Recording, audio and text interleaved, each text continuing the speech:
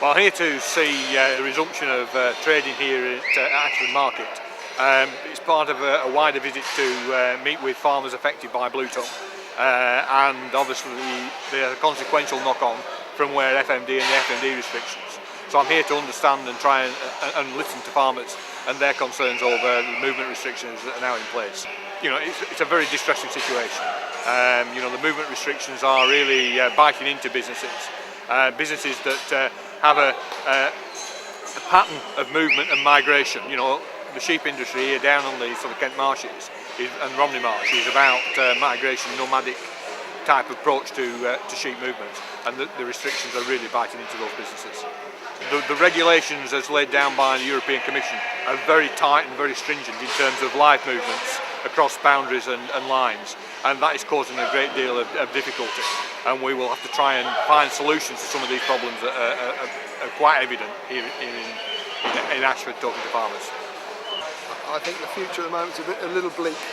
There are lots of ifs and buts, and it's a very technical problem, but it is beginning to hurt people and requiring them to make very difficult decisions. The lack of movement of stock, not being able to sell stock to its best advantage, but as the winter approaches I'm going to have to make serious decisions about the strength and size of my flock, because I'm loaded with too much stock to go through the winter.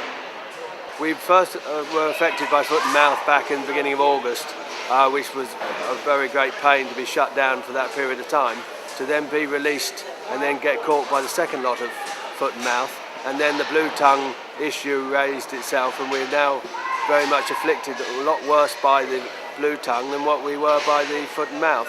We're now restricted to the areas that we can actually move the animals to, and as a lowland marsh sheep farmer we always send our sheep away to the hills in the winter, and at the moment we're still at a standstill being able to move the sheep away.